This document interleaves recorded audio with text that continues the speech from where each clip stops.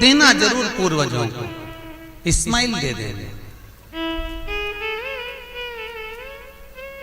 लोग कहते हैं ये 16 दिन अच्छे काम नहीं करना चाहिए, 16 दिन ये मत लो, 16 दिन वो मत लो।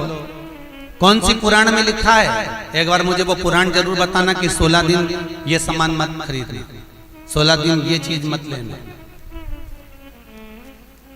क्योंकि शिव महापुराण में और शास्त्रों में वर्णन आता है कि 16 दिन श्राद्ध के हैं, ये पूर्वजों के हैं। आप पूर्वजों का नाम लेकर अपने पितरों का स्मरण कर कर तुम्हारी मर्जी पड़े वो खरीदो, तुम्हारी मर्जी पड़े वो लाओ, और सबसे पहले उन पूर्वजों को सम्मान पूर्वक वो वस्तु समर्पित कर दो कि आपकी है, आपको संभालना है, आपने दी है, आपके द्वारा आई है। पूर्वज खुश होंगे। तुम्हें बढ़ता हुआ देखकर तो पितर खुद आशीर्वाद देते हैं। कौन माँ होगी जो अपने बच्चे को बद्दुआ देगी? कौन पिता होगा जो अपने बच्चों को बद्दुआ देगा? अगर माता पिता अपने बेटे को गाली भी देते हैं, बद्दुआ भी देते हैं, तो बाद में रोते हैं, आंख में से आंसू निकलती है। एक माँ अपने बेटे को चिल्ला देती है तो बाद में रोती है। अगर माँ अपने बच्चों पर हाथ उठा देती है तो बाद में रोती है। तो क्या मरने के बाद पितर तुमको बद्दुआ देंगे? नहीं, पितर आशीर्वाद देते हैं। बस इतना जरूर कहते हैं कि मैं छोड़ कर गया था रे, मैं तुझे देकर गया था रे, मुझे भूल क्यों गया? तू थोड़ा देता क्यों नहीं है? मेरे को अन्न का भाग देता क्यों नहीं है? बस वो याद करते हैं, वो आपसे मांगने की, क्योंकि आप उसके पुत्र हो, आप उसकी संतान हो, आप उसके वंश के हो, आपसे ललकता है उसको, किसी दूसरे से नहीं।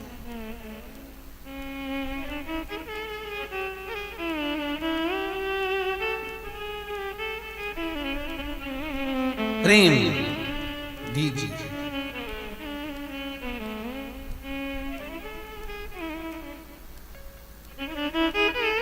भले कोई किस भाव से आए उसका आदर हो, उसका सम्मान। कई लोगों का प्रश्न होता है, गुरुजी हम 4 भाइयों का परिवार है, पर पितृ दोष मुझ पर ही क्यों आ रहा है? मैं ही क्यों तकलीफ भोग रहा हूं? मेरे को ही क्यों कष्ट आ रहा है? मेरे ही क्यों पांव दुख रहे हैं? मेरे घर में क्यों ऐसी परेशानी आती है? सबकी सब तो सुखी है। ध्यान रखना, पितरों का जिससे लगाव होता है और जिसको पितरों ने दिया होता है, पूर्वजों ने दिया होता है, भगवान ने दिया होता है, लालसा उसी से होती है। भीख मांगने वाला, भिक्षा मांगने वाला भिखारी भी होता है, भिक्षुक भी होता है। तो गाड़ी देख लेता है कि 4 व्हीलर गाड़ी से आया है तो सेठ जी 10 रुपया देगा। कोई पैदल जाता है तो भिखारी भी सोचता है बेचारा क्या देगा, उसके पास तो खुद नहीं, पाँव में चप्पल नहीं पहना है, फिर भी हाथ फैला देता है कि दे दे तो ठीक है, नहीं तो कोई गाड़ी वाला तो देगा ना मुझको। उसी तरह घर के पूर्वज, घर के जो आहूत होते हैं, घर के जो पितर होते हैं, घर के जो वासुक होते हैं, घर के जो पूर्वज होते हैं, आशा उसी से लगते हैं जो दे सकता है। जिसके पास है ही नहीं उससे क्या आशा रखेंगे?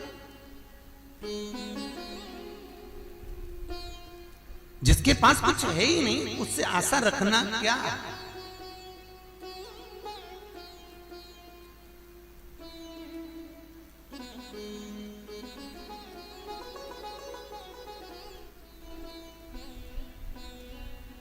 कई लोग कहते हैं गुरुजी हमारे पास देने के लिए कुछ भी नहीं, हम हमारे पूर्वजों को क्या? मत दो ना, इस्माइल तो दे सकते हो।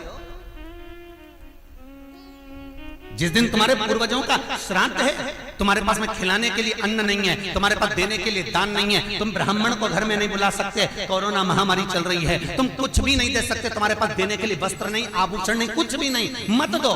निवेदन है बस चेहरे पर प्रसन्नता रखकर, एक निवेदन है कि चेहरे पर प्रसन्नता रखकर उस दिन अपने पूर्वजों को याद जरूर करना और कह देना कि आप ही का दिया हुआ है जो हम खा रहे हैं, हम पर करुणा करना। हमारे पास कुछ भी नहीं है, डब्बे में से गुड़ या शक्कर निकालकर अरे गैस को लाइटर से जलाकर उसकी अग्नि में छोड़ देना, पर 2 दाने शक्कर के छोड़ना जरूर, जिससे वो जीवात्मा दरवाजे पर आकर भूखी ना जाए, उसके मुख में कुछ तो चला जाए और वो जीवात्मा तुम्हें आशीर्वाद दे जाए। तुम्हारे पास कुछ ना हो तो इतना तो दे सकते हो साहब। स्माइल तो दे सकते हो, प्रसन्नता तो दे सकते हो, मीठी वाणी तो दे सकते हो, अपने पूर्वजों को याद तो कर सकते हो, अपने इष्ट को याद तो कर सकते हो, जिसने दिया है उसका गुणगान तो गा सकते हो।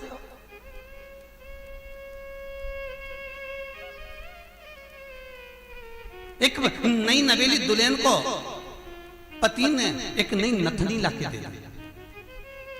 कबीरदास जी लिखते हैं, नथनी दी यार ने तो दिया बखान। यार ने केवल एक नथनी लाकर दी है, पति ने केवल एक नथनी लाकर दी है, सोने की बड़ी सुंदर, सबको दिखा रही है, घूंघटे में उघाड़ उघाड़ कर दिखा रही है, मेरे पति ने दी है। झुमका बार बार दिखा रही है, मेरे पति ने दी है, मेरे पति ने दी है। एक नथनी मात्र 2000, 5000, 10,000, 20,000, 25,000, 50,000, 1 लाख, 2 लाख की नथनी पति देता है तो सारे जगत को दिखा देते हो। वो परमात्मा देता है तो किसको क्यों नहीं बोलते कि उसने दिया है, उस पूर्वजों ने दिया है। वो छोड़ कर गए थे तो हम खा रहे हैं, अगर वो छोड़कर नहीं जाते तो रोड पर मिल जाते। लोग कहते हैं हमारी माँ ने हमको क्या दिया, हमारे पिता ने हमको क्या दिया, सब उसको देकर चले गए। भले वो किसी को दे जाएं पर आशीर्वाद लिए बगैर मत जाने देना। भले वो कितना भी पक्षपात करें, भले वो कितनी भी बेईमानी करें, भले वो कितना भी कपट करें, वो सारी जायदाद उठाकर किसी को भी दे दें, पर उन माता पिता का सम्मान जरूर करना, क्योंकि वो मरते मरते आशीर्वाद जरूर दे जाएंगे कि मैंने तुझे कुछ नहीं दिया, ले मैं तुझे आशीर्वाद देता हूँ, और तुम्हें आशीर्वाद मिल गया तो तुम निहाल हो गए। वर चाहिए, आशीर्वाद चाहिए, धन दौलत नहीं। श्राद्ध पक्ष की कथा कहती है, ये श्राद्ध पक्ष का जो वर्णन गरुड़ पुराण में कहा गया कि जीवात्मा सबसे पहले जाती है तो घर पर जाती है, जैसे जट्ठा और मट्ठा की कथा।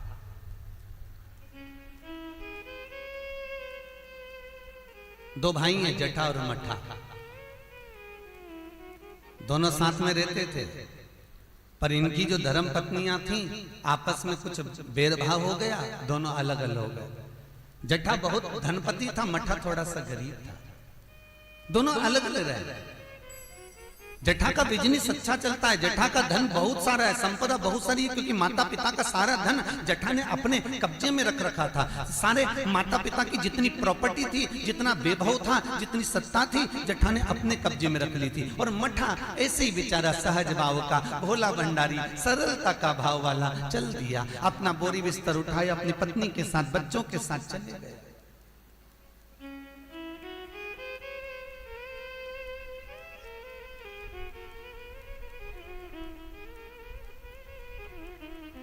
सोलह दिन श्राद्ध किया गया।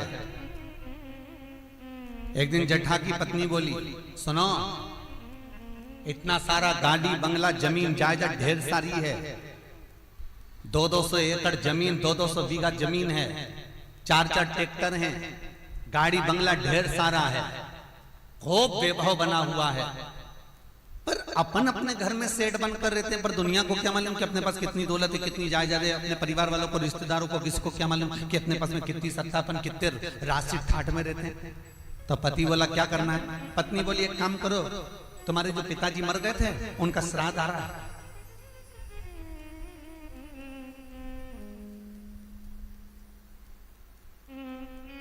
तुम्हारे जो पिता चले गए थे उनका श्राद्ध आ रहा है,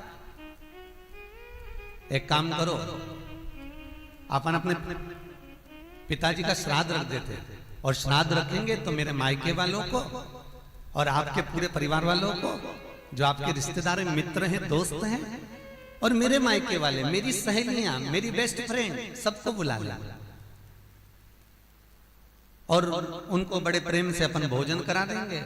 इतने में जट्ठा बोला कि भोजन बना तो खिला तो देंगे, पर भोजन बनाएगा कौन, इतना सारा फैला हो जाएगा, उठाएगा कौन। इतने में तुरंत जट्ठा की पत्नी बोली, वो देवर और देवरानी क्या करेंगे, बाप तो उनका भी था, पिता तो उनका भी था, वो आए देवरानी, और देवरानी आकर भोजन बनाए और देवर आकर बर्तन मांजे। चलो निमंत्रण सबको देने जा रहे हैं तो उनके घर भी चल जाए। आवाज लगाई, मट्ठा, अरे ओ मट्ठा। मट्ठा ने दरवाजा खोला, छोटा सा झोपड़ा, गोबर से लिपा हुआ घर। मट्ठा हाथ जोड़कर बोला, बड़ा भाई आया है, बैठो भैया, हम बैठने नहीं आए तेरे घर में, कल पिताजी का श्राद्ध है, तेरे को बर्तन मांजने आना है, दुल्हन को भोजन बनाने आना है। श्राद्ध पक्ष में हमने ब्राह्मणी ढूंढी थी, बामनी भोजन बनाने वाली मिल नहीं रही है, सब लगी हुई है इधर उधर। देवरानी को ले आना। भाभी हम आ तो जाएंगे, पर निवेदन इतना सा है कि पिताजी का श्राद्ध है, तो मन कर रहा है कि हम थोड़ी सी धूप छोड़ दें, इसके बाद आ जाएंगे। इतने में तुरंत भाभी बोली, सुन रे मठा, आना हो तो सुबह जल्दी आना, क्योंकि रखे हुए बर्तन कौन मांजेगा, भोजन कौन बनाएगा। इतनी देरी से आना है तो केवल क्या खाने आ रहे हो? आने की जरूरत नहीं है, तुम दोनों की जरूरत नहीं है मेरे को, मत आना तुम। छोड़ दिया। जेठा गया, अपने ससुराल वालों को बुला लिया, मायके वालों को बुला लिया, सबको बुलाया। पितृलोक से जिसकी तिथि होती है, पितरों के भगवान जिनका नाम है आर्यमा स्वामी, कौवे पर बैठकर जिसकी तिथि होती है, उस तिथि के जीव को कौवे पर बिठाकर आर्यमा स्वामी लेकर आते हैं, और जिसकी यहाँ श्राद्ध होती है उसकी छत पर कौवा छोड़ते छोड़ते जाते हैं। इसलिए हिंदू धर्म में श्राद्ध में कौवे का बड़ा महत्व होता है, क्योंकि पितरों के देवता आर्यमा स्वामी कौवे पर बैठते हैं, और उसी कौवे पर हमारे घर के जीवों को लेकर आते हैं। और सबसे पहले वो जीव कहां जाता है श्राद्ध पक्ष में? बहुत ध्यान से सुनना गरुड़ पुराण का ये चरित्र। सबसे पहले वो जीव कहां जाता है? जो घर का सबसे पुराना घर होता है, जहां पर घर का बड़ा बेटा रहता हो, जहां पर घर का पुराना मकान हो, पुराना घर हो, वहां वो जीव जाता है। 3 वृक्ष पितरों के तुल्य हैं। पहला पीपल, दूसरा बट वृक्ष, तीसरा बेलपत्र का वृक्ष। बेलपत्र का वृक्ष कभी अनायास श्राद्ध पक्ष में आप कुछ भी ना कर पाए, कुछ भी ना कर सकते हो, तो एक पत्ते के ऊपर कोई सा भी पत्ता ले लो, चाहे पान का ले हो, कोई पीपल का ले हो, कोई भी पत्ते के ऊपर एक पुड़ी, थोड़ा मीठा थोड़ा नमकीन रखकर अपनी कामना कर कर अपने पूर्वजों के लिए इन 3 वृक्ष के नीचे 16 श्राद्ध में किसी भी एक दिन आप वो भोजन को रखकर आ जाइए। अपनी कामना कर कर सुख का अनुभव होगा, पितरों को शांति मिलेगी। एक जट्ठा और मट्ठा की कथा हमने पहले कही है, वो भी हमारे पेज पे डली हुई है, आप उस पे से निकाल कर सुनना।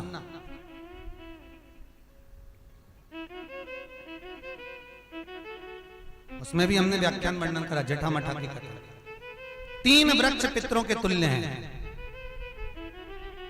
3 पक्षी पितरों के तुल्य हैं, कौवा, हंस और गरुड़।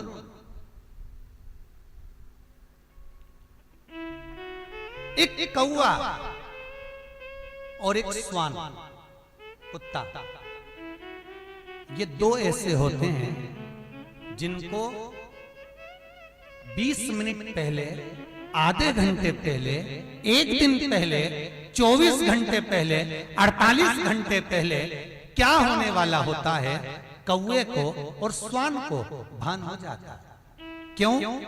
क्योंकि ये यमलोक में जहां यमराज निवास करते हैं, स्वान और कौवा उस स्थान का भाग ग्रहण करते हैं, और इनको ये ज्ञान पूर्व से यमराज से प्राप्त होता रहता है, पूर्ववहन होता है, प्राप्त होता रहता है। एक कौवा एक स्वान, कोई घटना घटने वाली होती है तो कुत्ता रोने लगता है, कोई घटना घटने वाली होती है तो कौवा आकर बैठ जाता है, कोई आ रहा है तो कौवा आएगा, कोई भाव सूचक है तो कौवा आकर बैठेगा। दरवाजे पर कैसे, उसका भी भान है, अटारी पर कौवा कहां बैठा है, दरवाजे पर कौवा कहां बैठा है, किस स्थान पर कौवा विराजमान है, उसका भी भाव हमारे शास्त्र में वर्णन है। 3 पक्षी, 3 वृक्ष पितरों के तुल्य हैं। पक्षियों में कौवा हंस और गरुण ये पितरों के तुल्य, जो अधोगति में मर जाते हैं, जिनको पिंड नहीं मिलता, तर्पण नहीं होता, ब्राह्मण का भोज नहीं मिल पाता, जो मर जाते हैं, जिनका अंतिम संस्कार तक नहीं होता, जिनकी गति बिगड़ जाती है, ऐसे जीव कौवे के अंश में प्रकट होते हैं, जो पूर्ण फल लेकर जाते हैं। पितृलोक में जगह नहीं होती, बैकुंठ में जगह नहीं होती, कहीं अगर जगह नहीं है देवलोक में, तो इनको कौवे के अंश में, गरुण के अंश में या हंस के अंश में डाल दिया जाता है। महाराज फिर अगला वर्णन किया, 3 पशु, कुत्ता, गाय और हाथी, ये पितरों के तुल्य होते। शिव महापुराण की कथा कहती है, अगर श्राद्ध पक्ष में गया नहीं जा सकते, तो गाय के मुख में गयासुर ने वर दिया था कि गाय के मुख में अगर कोई गया नहीं आ पाएगा, तो गयासुर 16 दिन गाय के मुख में निवास करेगा। और गाय के मुख में श्राद्ध के समय पर अगर कोई रोटी देगा, श्राद्ध के समय पर जो भाग देगा, उसको गया जी में पिंड करने का पुण्य फल प्राप्त होगा। ये गयासुर का वर गौ माता के लिए था। तो गाय के मुख में 16 दिन तक गया क्षेत्र का पिंड का भाग प्राप्त होगा। कुत्ता, गाय और हाथी। स्वान को रोटी क्यों देते हैं? क्योंकि स्वान पितरों को अपना भाग प्रदान कर देता। स्वान रखता नहीं है, चुका देता। फिर 3 जलचर है महाराज, जो पितरों के तुल्य हैं, मछली, कछुआ और नाग। पिंड जो बनाया जाता है वो पानी में दिया जाता है। मछली जिसको पाती है वो पितरों को प्राप्त होता है। कछुआ श्रावण के इस 16 श्राद्ध के अंतर्गत कछुआ यदि आपके दिए हुए भाग को पा लेता है, तो वो जीव उसी समय पर तर जाए। और महाराज नाग, वो भी पितरों के तुल्य माना। इन 3 पितरों के क्रम का वर्णन किया गया है। भगवान शिव ओगड़दानी बट का वृक्ष के रूप में ब्रह्मा को बना देते हैं, और शंकर बटकेश्वर महादेव के रूप में विराजमान हो जाते हैं। ऐसा सुंदर प्रसंग शिव महापुराण में वर्णन किया।